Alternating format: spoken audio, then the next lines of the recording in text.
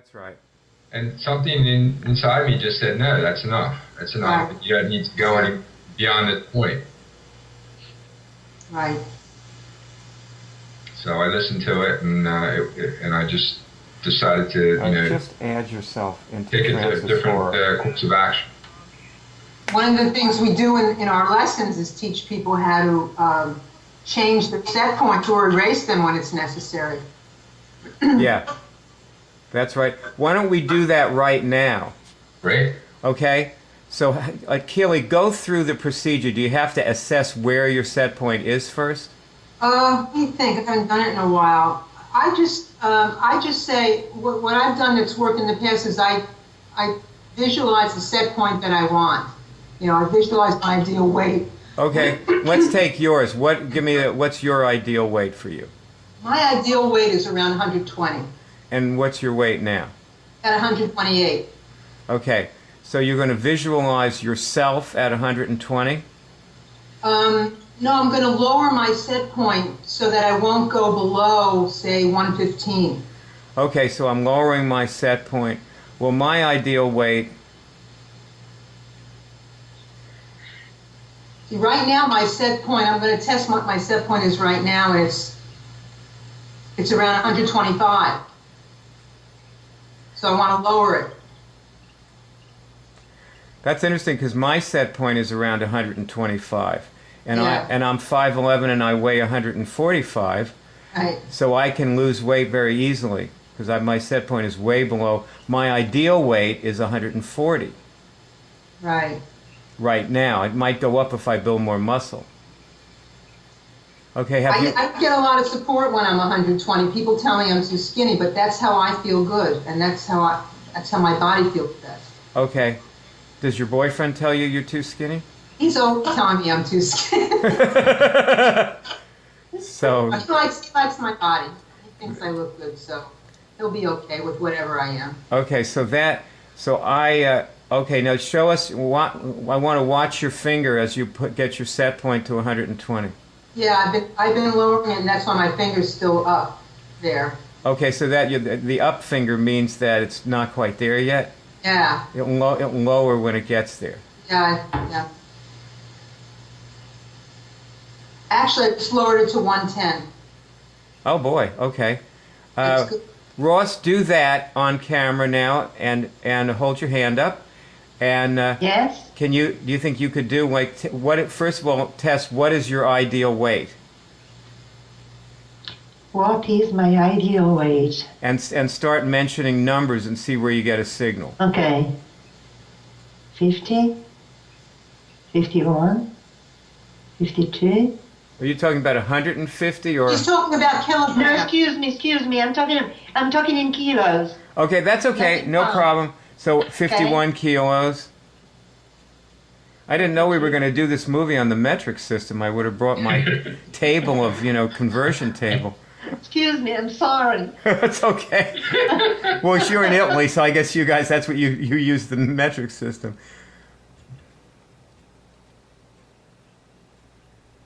What did you get? 52, 53, 54? I get 55. So your ideal weight is 55 kilos. And what is... I think it's too much. Okay, test this. What is my set point above 55 kilos? What is my set point above... Is In my... other words, what's the point you won't let yourself get higher than? What's the stopping point? Okay. You mean lower then? What's your weight that you won't go below? Oh. Yeah. Okay. Is it above 55 kilos? Do you get yes on that? No. Okay, so your set point's fine. It's below your ideal weight. Yes. Okay, which is probably why what is your weight now? Now it's around 54. Okay, but so I have to tell you that I haven't taken kilos. Yay! Was the whole call dropped or just me? Oh, I screwed up and put everybody on hold. I tried to answer when Barb called. I'm sorry. Okay, back to Ross. Okay. So your so your set point, anyway, we've taught people how to do their set point now. The other thing, the other part of the set point is that you have to see what weight you won't go above, and you can lower that also. See, mine right now is it 130? 130. My set point, my upper set point is too high. What's your upper set point? It's like 132. Yeah, 132. And I never like to be over 130. Well, I just lowered my upper set point to 150 from 160. It was 160 and I lowered it to 150. And Ross, test what your is your it. I already did it while Kiri was speaking. It's 78 kilos. Okay. And what? Why don't we try lowering that upper set point to 60 kilos? Just now say I'm lowering my upper set point to 60 kilos. I am not lowering it because it's already 57. Oh, 57 kilos. Oh, it's 57. Okay. 57, yes. I thought you said 70. Yeah, excuse me. Okay, 57. 57 is fine. Huge. Okay, 57 is fine. Okay, Ron, Yeah. what about you? I'm right now. I'm right at it. 160 is what I weighed yesterday, and that's my set point. But my ideal is 155, and my upper end, it was 170, and I lowered it to 165. Okay, so lower your set point to 150. You want me to lower it to 150 from 150? If it's at 160 right now, to 150. You want your low set, the weight you won't go below should be 150. Okay. I'm lowering. No, but you won't go above, I thought we were doing. Yes, but we changed over to what we're not going to go below right now. Well, I'm That's what definitely we're not going to doing. go below 150. Yeah, I did that. Okay, so your lower set point is 150. Your upper set point is 160, right? I'm not right at 160 right now. Make that the weight you won't go above. I said, well, I don't want to go above 165. Okay, fine. Good. Well, then this is how you do your set point. People can do it the way they want, and this is how we do it. You know, of all the things I've ever done with weight control, doing my set point has been one of the, sometimes I think it's the most effective thing ever, because every time I adjust it, I get a major result in the following weeks. Really? Major. Like I either discover a new way of nourishing myself or a new exercise modality or something that really makes a positive change. Well, how and often? makes life easier for me. How often do you remember to adjust it? Only maybe once or twice a year. Why? Well, because my weight is usually pretty normal and stable. I see. Okay, well, I'm going to test my set point in a few days, and I'll see where it's gone to, and I'll adjust. In the beginning, I adjusted it all the time. I was always looking at it. Every day I was looking at it and checking it. Well, maybe I'll check it again tomorrow then. I haven't been doing much with it, and I'm glad that you brought it up. I'm going to do the same. I haven't been doing it much lately. I haven't done it in a long time. Okay, well, great. Yeah. And I think that's something that we could all pay attention to. The thing is, see, we're all skinny, and we're trying to help people who aren't, and that's why we're making this movie. Now, what we've said, like Ron, when you were talking, one of the things that we have to deal with, see,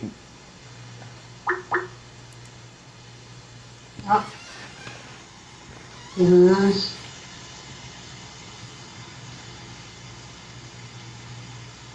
oh, Barb, it says you need. Okay.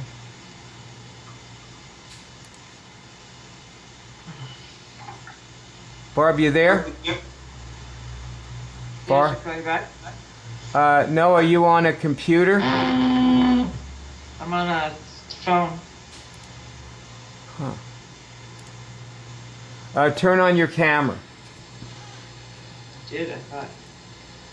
I'm only getting a still of you. Huh. I'm seeing a window that says some people on the call need to get Skype 5.0 or higher to use the group video. And to send them an email about it, it says. I'm going to send the link. Yeah. All right. Let me try adding Barb in again. Barb, I don't think you can be on the call today. I may just have too many people. I can get my computer out, but I thought... If you want to try the computer, that's fine.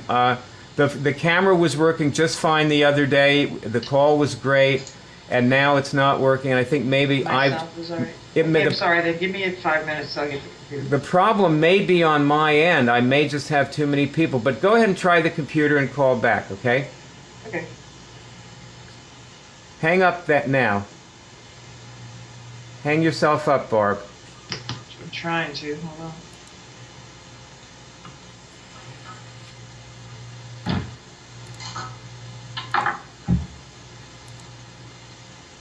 Okay.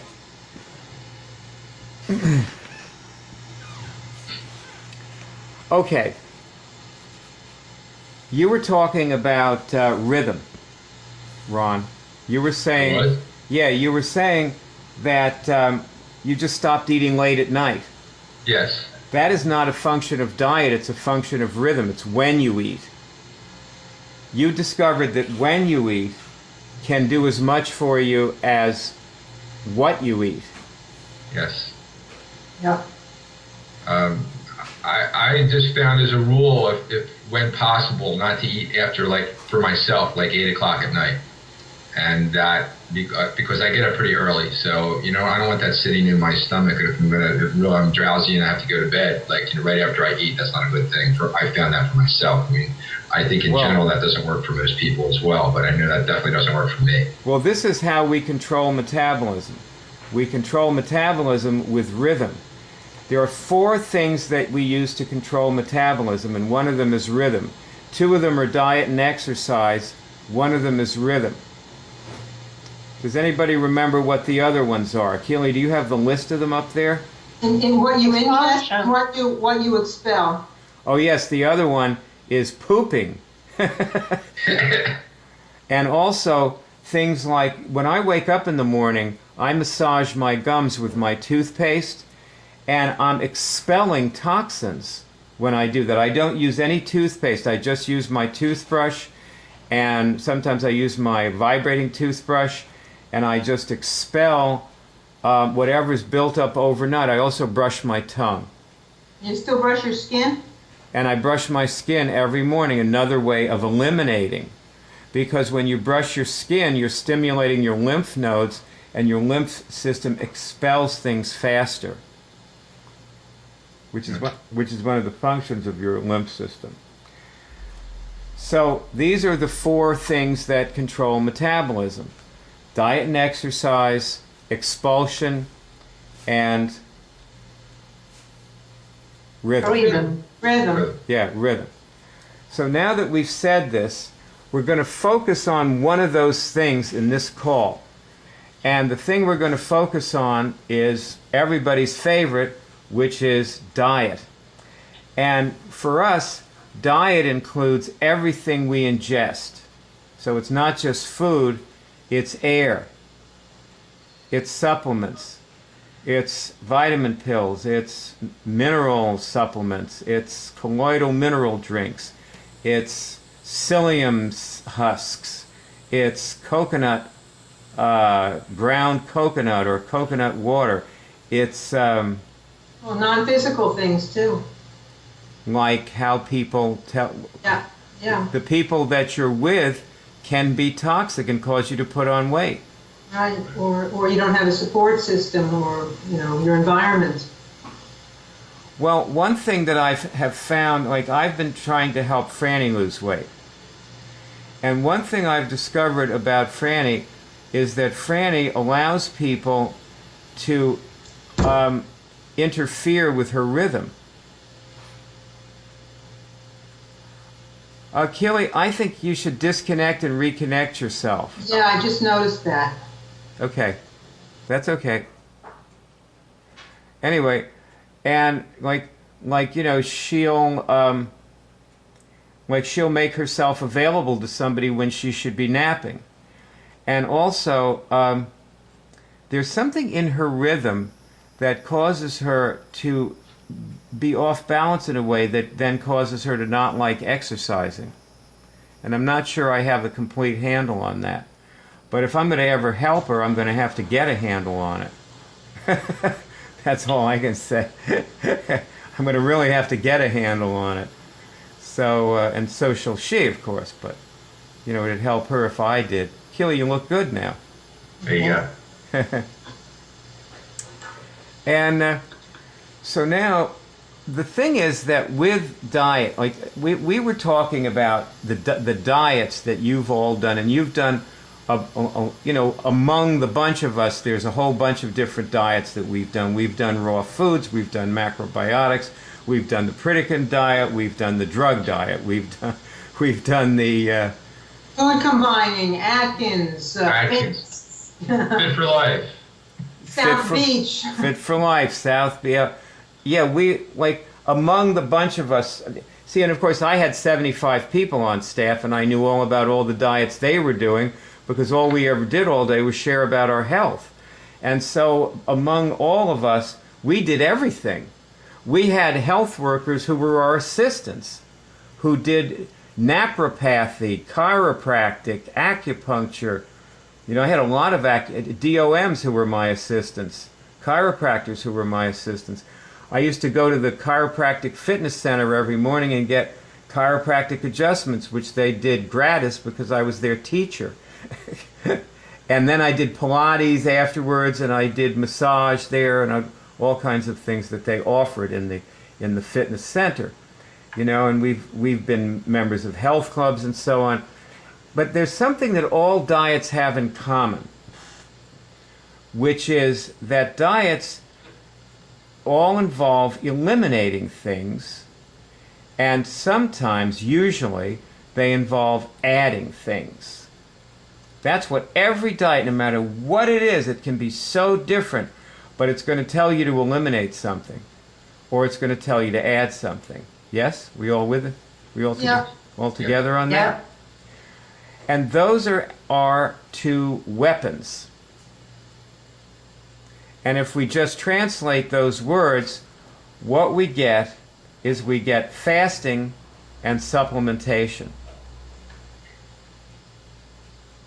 Fasting is an important word because this is the fast weight loss diet. Now, why don't you guys, I want to hear you guys discuss this. You have these two weapons, fasting, supplementation. I was starting to say the word fasting is very important because this is the fast weight loss diet. And the thing that I'm afraid nobody is going to want to hear is that they're going to have to fast. Because the most important weapon that I know is to eat absolutely nothing. Are you guys with me on this? Well, yeah, then rhythm comes into the picture. Right. Because when you eat nothing, everything normalizes. Now, how do you want to relate this to rhythm, Keely? Well, you know, you can fast for 5 minutes, you know. Fasting may be a matter of just not eating, you know, one particular thing. You know, like I'm fasting from, you know, bread or carbs or, you know, sugar or whatever. Yes. Okay. But also, let's go back to what you just said. You can fast for 5 minutes. And but also, I have found that the times that I've been most successful with weight control involve real fasting.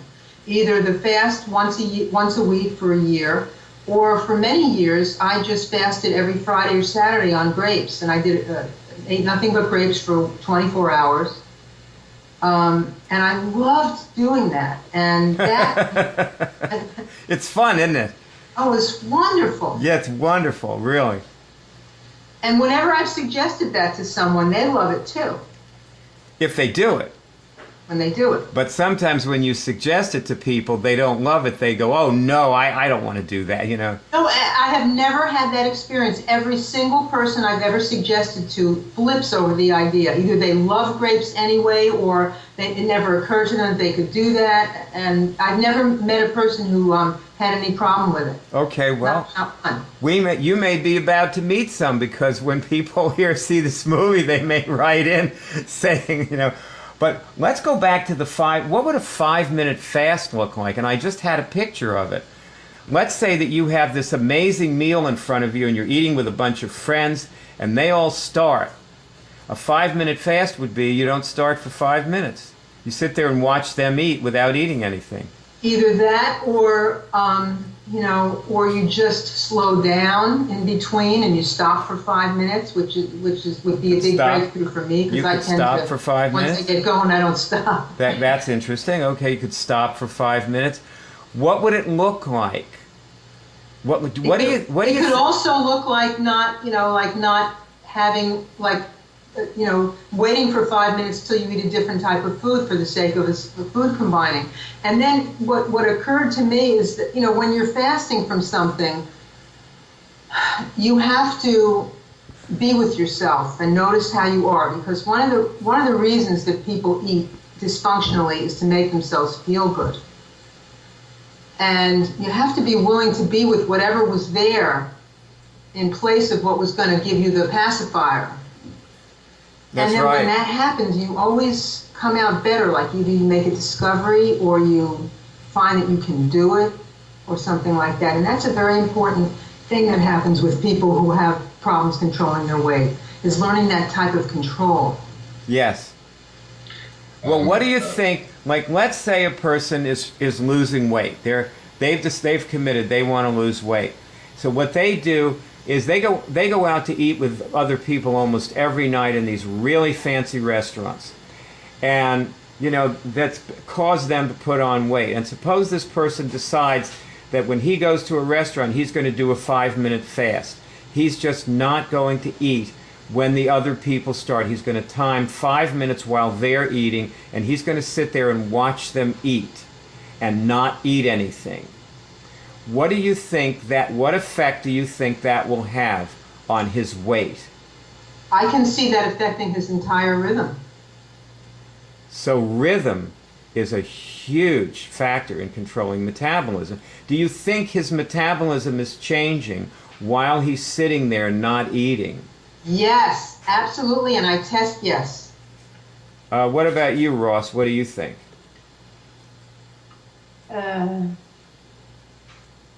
I test the same. I test yes. Okay, Ron, you test. Yes, I test the same. I just wanted to add one thing, if I could, as far as the way we eat. I know, it's so fast most of the time. And when I was little, and my grandmother said, "Now listen, chew each mouthful 28 times."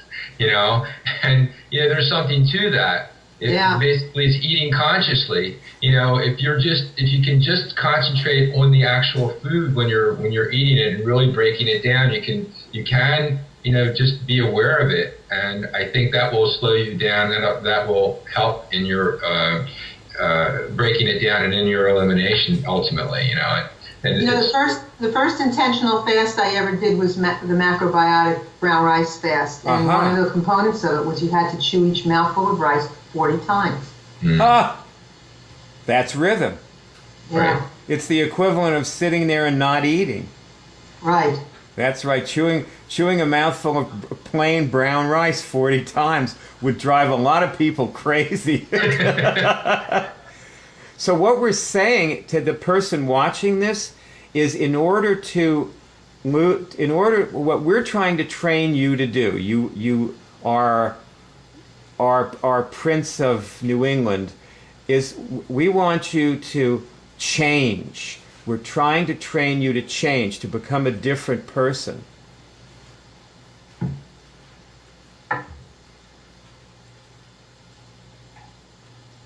What do you think about that, Ross? Well, I think if you can change your rhythm, a lot of other things in your life change accordingly. Like your attitude? In better. Maybe your attitude? Yes. Yes. If you slow down, for example, while you're eating, you can be less stressed in your life because you slow down everything else. You know, one of the things that I'm starting to, I don't think I've emphasized this enough, like when I've been supporting Franny and, changing the way she does things so that she can be healthier, is that I really need to focus on her slowing her speed when she eats. No, she needs to focus on her speed when she eats. Yeah, that's right. Yeah, thank you. That brings up what you wanted us to think about, before we did this call, which is, helping other people to lose weight and the caretaking and the dysfunctionality and what's worked and things like that. And I did think about it quite a bit. Well, because I want to ask all of you a question. Have you ever helped somebody or tried to help somebody lose weight?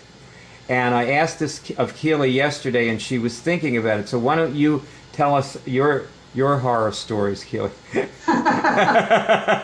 the first thing I thought of was all I could think of were all the times it didn't work, like all the disasters, and the fights I had with people and people resenting me and not talking to me. Like one of my sisters refused to talk to me for several months because whenever we talked on the phone, I would ask her how she was doing with her weight, and I would offer her, I would be helpful and tell her about set points and things like that, and she hated it.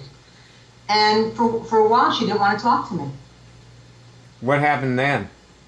Then she went and did a weight loss diet with two of our cousins, and she was successful. But it was a while after that, it took several months after that till she started that. And did the weight stay off? She's reached a certain point, but I don't know if I think she's been having trouble with it lately. It's not the kind of diet that you can stay on for the rest of your life, so. Well, see, that's the thing. What we're doing with people here is we're showing them how to control their metabolism for the rest of their lives. Right. And we're not advocating any particular diet. Right. We're just advocating controlling their weight. All the diets that I did, what they really serve to do is teach me how food affects me so that I can, at any given point, I can control my metabolism by calling on all the things that I've learned over the 30 or 40 years that I've been, experimenting. Yes. So I know what it means to be on high protein for a while, and I know what effect carbs have on me, and I know what effect fasting has on me, and different types of exercise and different times of exercise and all that. So that now I feel a certain mastery and ability in controlling those things. And I think that's what we're all experiencing, to whatever degree we have that. Yeah, and we also know that, what I did yesterday for lunch, I had raw steak and raw vegetables. I got this great thing I do with steak. I buy good beef that has no fat, a big chunk of it, and I put it in the food processor and grind it up. I turn it into mush, and then I eat it. I don't cook it. I couldn't do that. I concur.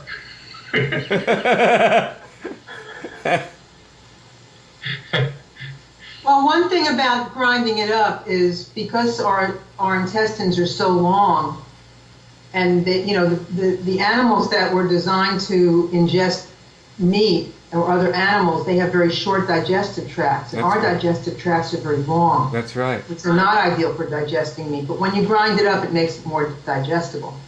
Mm-hmm.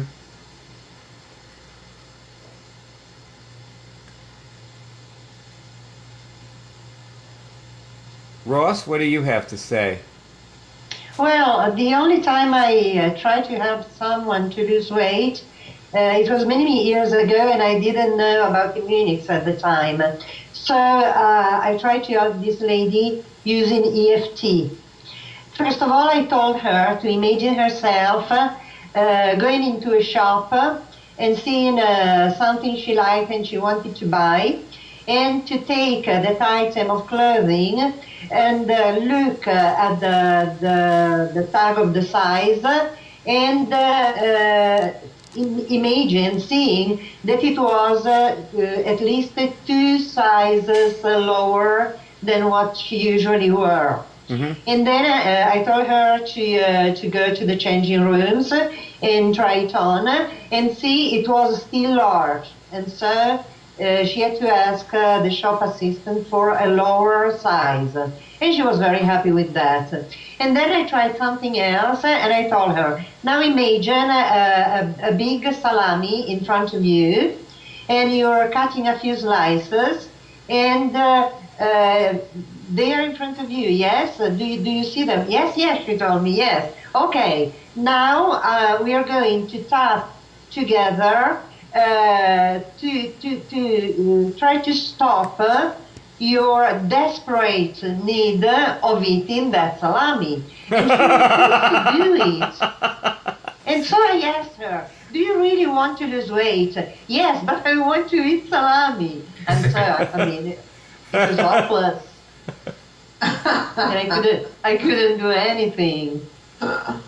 She really refused, you know, she had a very strong refusal. Well, I wanted to tell you that I have spent the last 40 years on a salami fast. I don't eat salami. I have not eaten salami for 40 years. Yeah. Or any kind of processed meat. I don't eat processed meat, which I used to eat all the time. My mother raised me on processed meat, and I stopped eating it. You know, it has all that hard fat in it, you know. And that hard fat goes into your body, you know, and cushions you. So I stopped eating that long ago. There are many things that I have abstained from and many things that I have supplemented.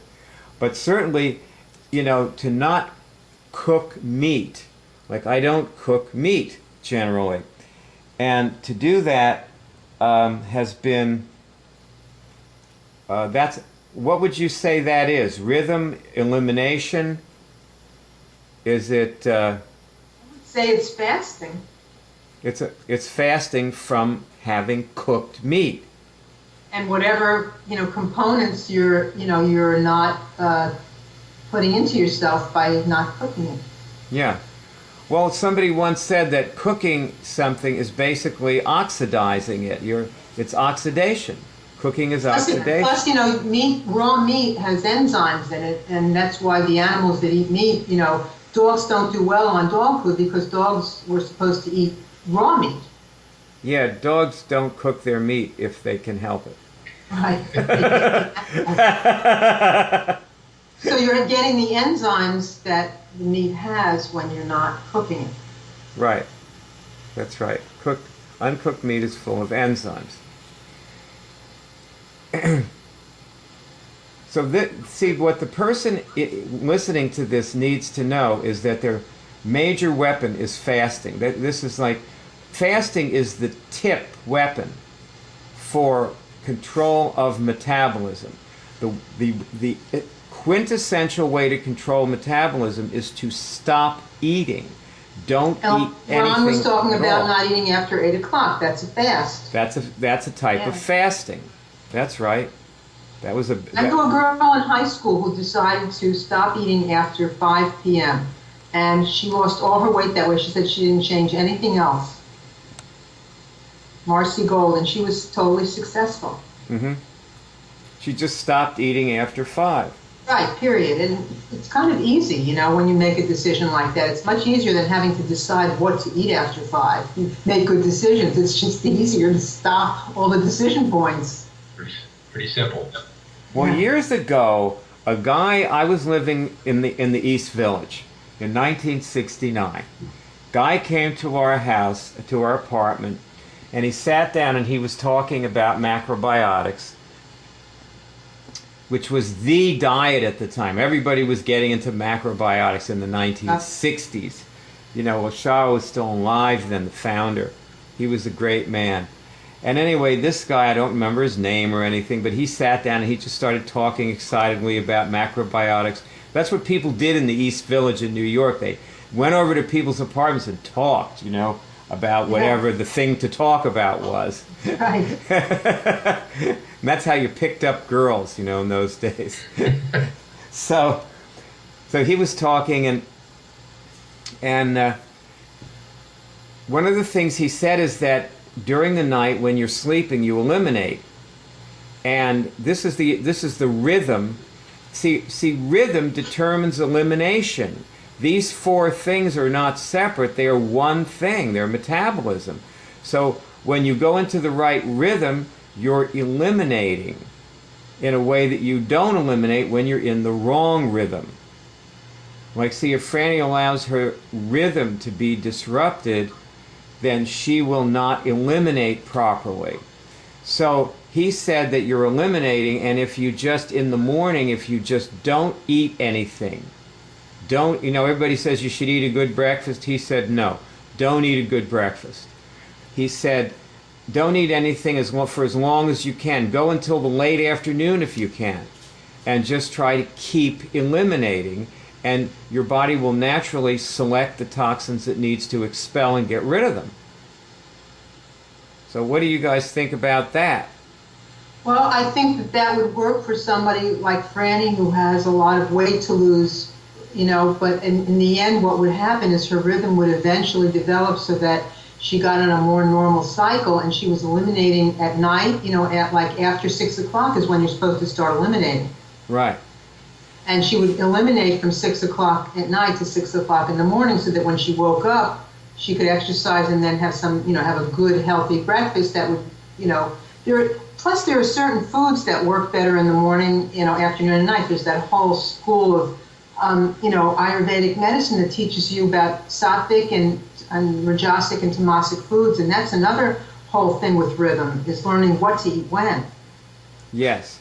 So she would normalize, and she would, you know, in the long run, she probably would end up, you know, not having to wait until late afternoon to eat, but she would, you know, not eat when she's sleeping. People think that diet is that food combining is about diet. Like, everybody knows you can't combine certain foods. Everybody knows that. Not everybody. Yes, they're not going to eat, you know, people just aren't going to eat certain things with other things. You know, certain things, no. I mean, I can't think of anything in particular, but like... I mean, you're talking about fried eggs and chocolate sauce, but I mean, some people don't know that you don't mix, you know, protein with certain fruits, or you don't mix, you know, there are certain things that just are not good together. They interfere with each other's absorption. Plus, if you watch the Iron Chefs, you'll see them putting chocolate sauce on fried eggs. But it's true. But you know, but not pickles and, you know, ice cream. People know not to eat pickles with ice cream and stuff like that. But what they don't realize is that food combining is very important, and food combining is not about diet, it's about rhythm. Yeah. It's a rhythm thing. And you're talking about the Ayurvedic, you know, approach to eating these things in the morning, and these things, you know, in the middle of the day, and these things in the evening, and so on. And that's very important too in food philosophy. And see, also, you're right, like, you're a very big breakfast person. Yeah. Like because you really try, like, you probably try not to eat anything after 5 o'clock, right? Well, I'm very bad at it. I've been very bad at it lately.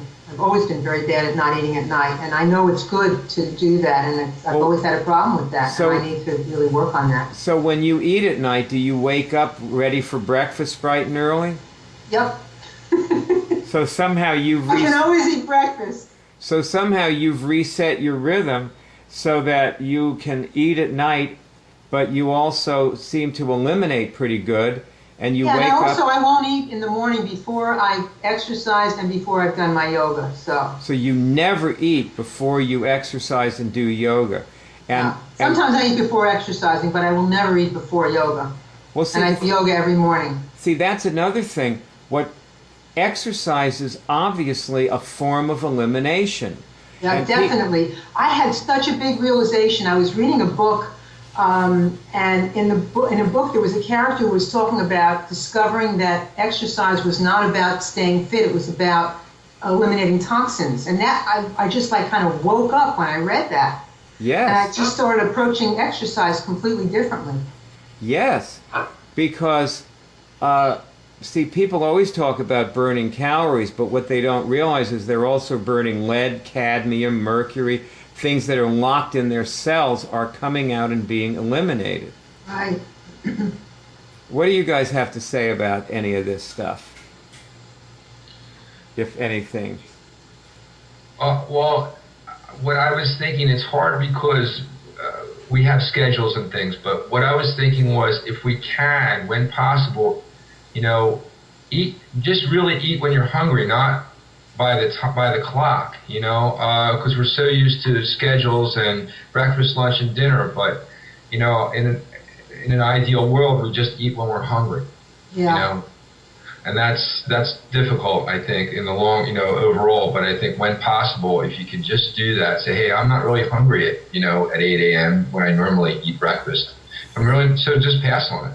Funny. It's funny because I remember watching one expert probably on PBS, and he was saying that one of the components of a successful diet is that you have to allow yourself to get hungry and be willing to experience that. Because I know that I very rarely get hungry because I eat like all day long. But I know that getting hungry always feels good when I let myself get there. It's like, it just feels powerful. Yeah. Well, back to Ron, like kind of an interesting aside on this is I've been eating a pretty big dinner every night at 10 o'clock. No, really, and I'm skinny. You are, yeah. And I'm not putting on weight. Why is that? How can this be? See, people are always trying to make rules. And you need rules, but the rules have to work with the other rules you made. Right. So you have to make the whole set of rules. You can't be looking to somebody else to make some of your rules. And this is why we're telling people we're not advocating anything in particular.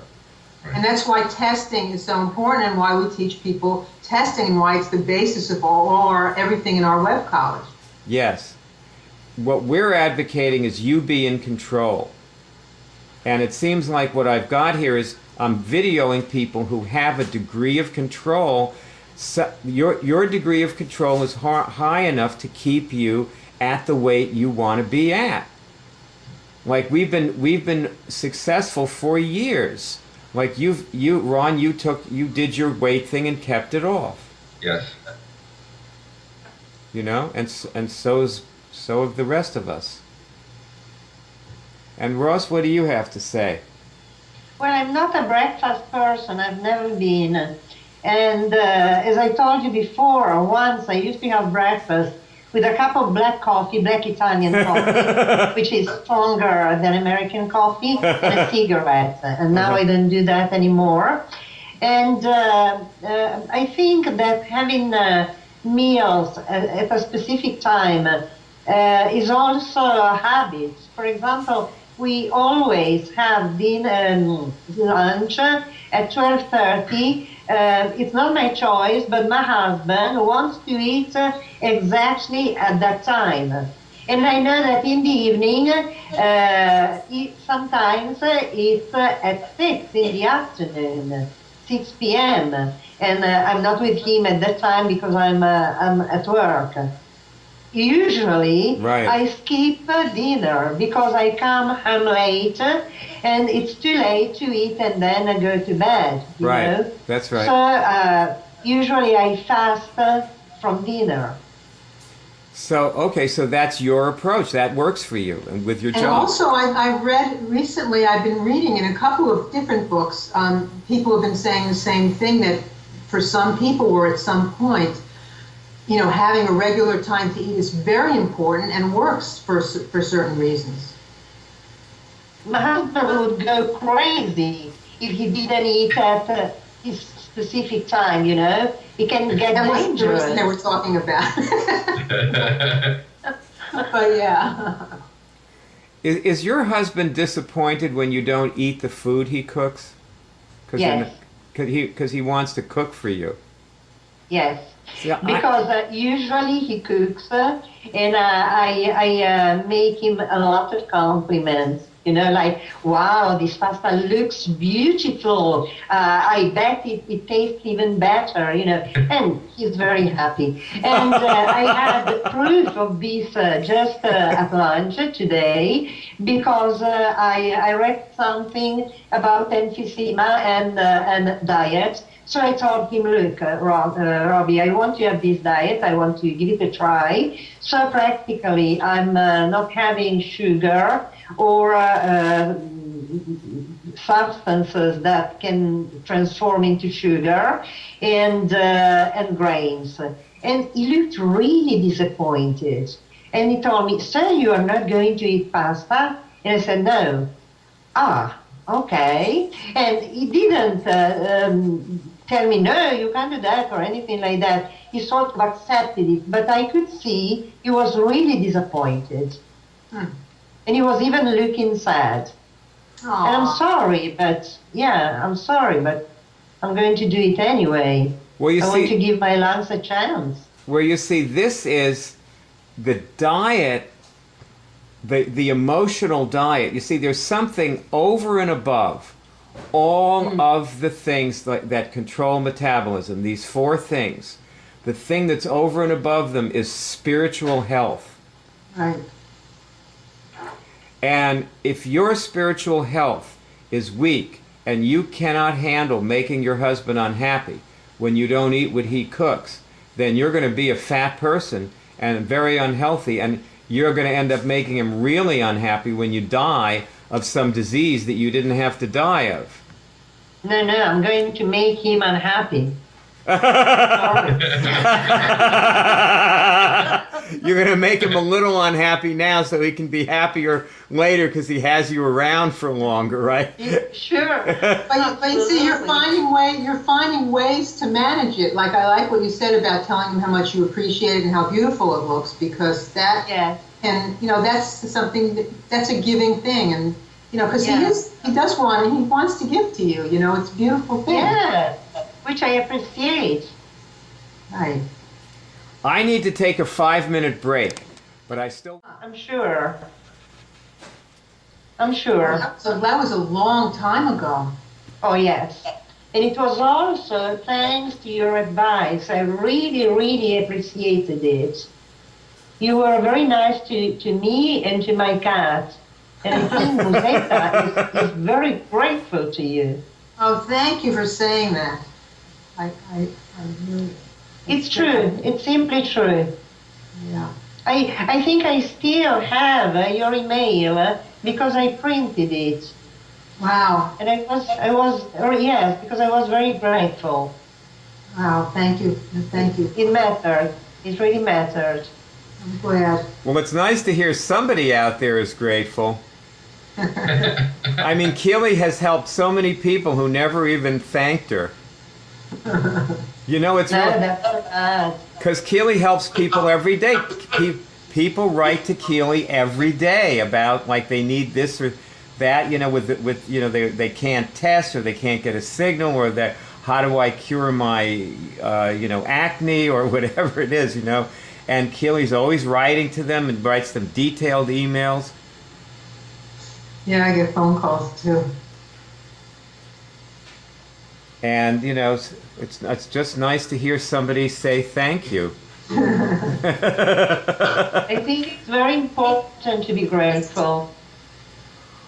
Well, it's important to it's all a those. question of taking and giving. It's important to all those other people who need her help because you're encouraging her to help them. Yes. Well, so what do you have to say about how spiritual health affects your ability to control your metabolism? Well, it's funny because the first thing I thought of was back to helping other people. And I was thinking of how I was spiritually when I tried to help somebody and it didn't work, and how I was when it did work.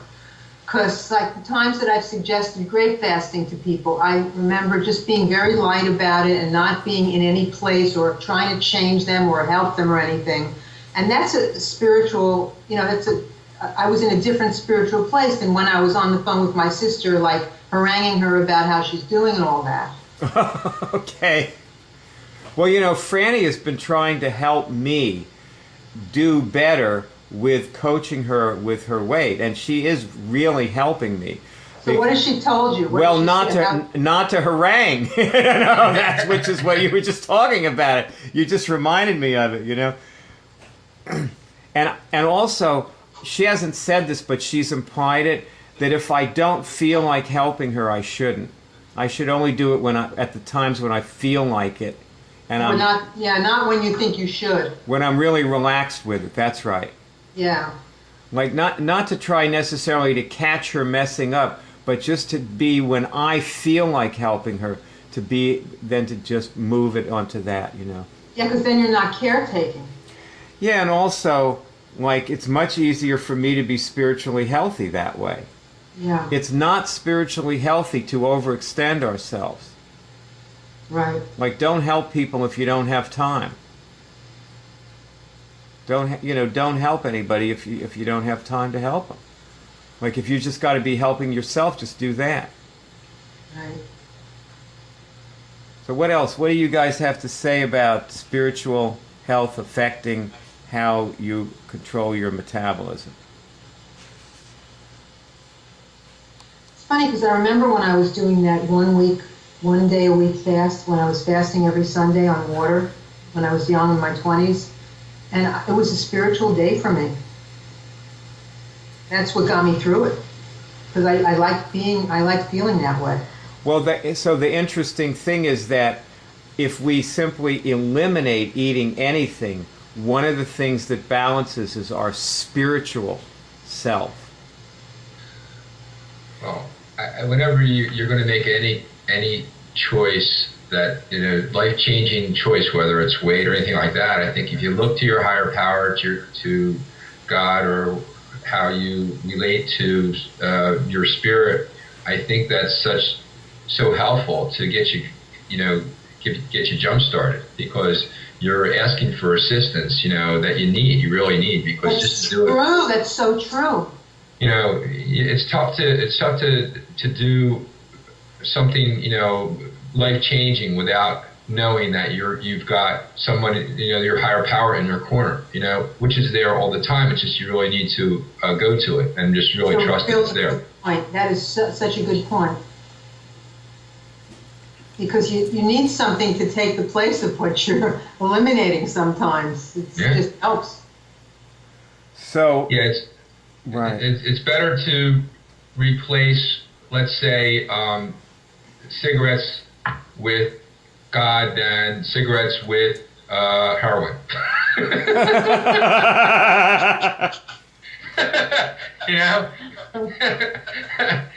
I thought heroin was God. Yeah, so there's been times when things I needed to change, and I just really asked for help, and I've been really fortunate to get it. So that's not to make light or fun of it. It's just really that just happens to be true for me. Yeah, me too. Well, what I've noticed when people are fasting is it's easier to work with them. In any way, shape, or form. What about you, Ross? How does the spiritual affect the metabolism? Maybe I was just thinking maybe fasting makes your energy different, more spiritual. Yes. Lighter, Yes, lighter. Have you ever actually fasted on water all day? Many years ago, I faced it. I don't remember how long. Maybe 2 days. No, one day. Just on bread and water, and I was so hungry that I was waiting for midnight to end it and eat something. So I've never been a good faster, but now I have decided to give up bread, sugar, grains, because it seems that sugar, especially sugar, feeds some pathogens left in people's lungs by smoke. Mm-hmm. And so if you want to eliminate, even if you stop smoking, okay, so if they don't have anything to feed on, they will leave. And I'm also removing them immunically. Yes, okay. I've also found that I feel completely different spiritually when I'm not eating meat and animal products. Uh-huh. Yeah. I have more insights. I expand more. My functions are better. My dreams are better. My thoughts are better. So you're saying that you feel like better spiritually when you don't grind up the bodies of animals in a food processor. Or eat them without grinding them up. Just by tearing off chunks and chewing them. Yeah. It's more. I'm sucking the scrumptious, succulent pieces off the bones. You feel more spiritual when you don't do that. Okay. Oh God. I slow down in a negative way. There's a good way of slowing down, and then there's a sluggishness that comes to me when I'm, and it's very, very subtle. And nobody would look at me and say you look or seem sluggish, but I know when I feel that way, and usually when I'm that way, I've been eating, more animal fat or animal products than usual, more dairy or whatever. Right. Well, okay. The idea, one of the things that you were trying to touch on this before, Keely, and Ron was too, and I'm just going to get into it a little bit before we stop. One of the things that we're trying to help the person do is eliminate spiritual problems such as immune dysfunctions, such as laziness or lying to themselves, and or compulsiveness, or compulsiveness, and that yes. Here's an example. Speaking of compulsiveness, everybody here tests. Do I have any compulsions? I don't even have to test. Yeah. Yes. Yes. Okay. All we're going to do is a simple thing. I'm now removing. The person watching should do this. I am now removing all compulsions from all my bodies. And when your finger moves, you've done that.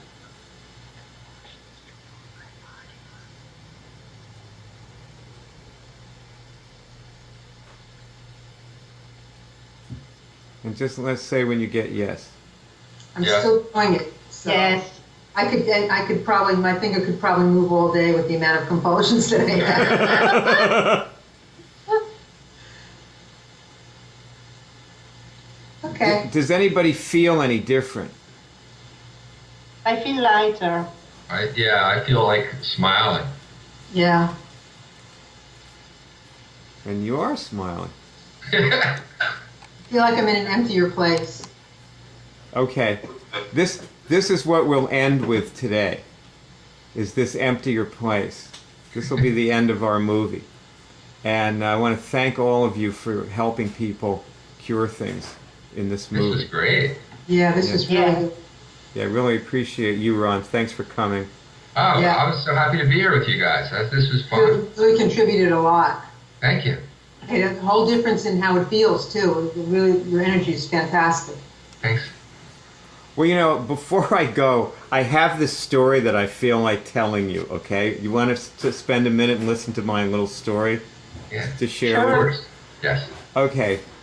This is a story about spirituality and not eating animals, okay?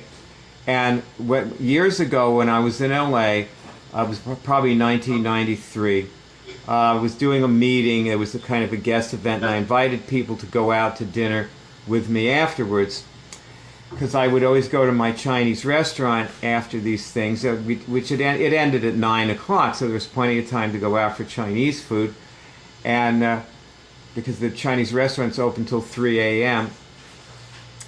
And so this woman came over and said she wanted to go out with us, and I knew her to be a vegetarian who she abstained from eating animals because she didn't want, she wanted to be more spiritual. Like, it wasn't really a health measure, it was something that she did because she wanted to be a more spiritual person. She didn't want to hurt animals. And so I told her, well, okay, but we're probably going to eat animals when we go out to dinner, and she said, well, that's okay, I'll go, I'd like to go with you anyway. And the thing that I didn't tell her was that the restaurant that we were going to, we actually ate them alive. Like, we ate them while they were still alive. What? You like clams and things like that? Yeah, stuff like live clams and live shrimp and stuff. And they weren't actually, like, Ross is like covering her face. She's totally so horrified by it, And anyway. That's terrible. I know, but I don't know if so, and especially like if you've never been to a Chinese restaurant, you don't really know what it's like. But so I have to tell you, I just have to laugh about this, because so we go to this restaurant, and of course they had like live fish, swimming in tanks, and shrimp, and live squid and so on in the tanks. And so I ordered a fish, and I ordered it, of course they cook it, so it wasn't good. We weren't actually going to, but sometimes we'd have it sashimi, and they'd cut the meat off the fish while it was still alive, like still moving. Oh.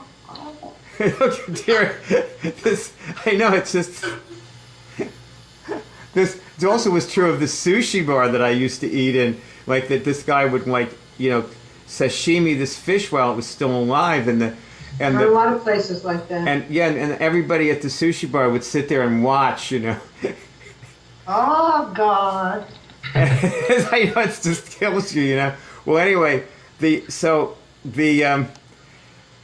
I ordered this fish, right? And the waiter goes over, and she saw me get up and talk to the waiter, and I went over and I pointed to the fish I wanted, and the waiter went over to the tank with the net, and he was like fishing around, and this fish was taking all kinds of evasive actions, trying to get away from the net. And it was really like knew what was happening, that it was going to be killed, but finally the waiter caught the fish, and he hauls the fish out of the tank. The fish is flopping and flopping around trying to escape, and it flops out of the net and onto the floor as the waiter was going into the kitchen. The waiter was just walking into the kitchen with the fish. And the waiter kicked the fish. He opens the door and kicked the fish into the kitchen and closed the door behind him. And I looked at this woman. I was like, I'm watching everybody in this call be so grossed out, by this guy. Now I'm feeling really kind of embarrassed by this story. My God. But I spent years eating live fish and live shrimp and all this other stuff. This is a horror story, Skywalker. I know. Yes. Yeah. Yeah, really. Look, I've never eaten lobster. I think it's very good because they are boiled alive. Right. And I refuse to eat a poor creature who is condemned to die like that. I wouldn't like to be boiled alive, you know? Well, I laud your spiritual sentiments and your commitment to animal rights. I do. I really do. And I may never eat another live animal again after making this movie. Please. Yeah.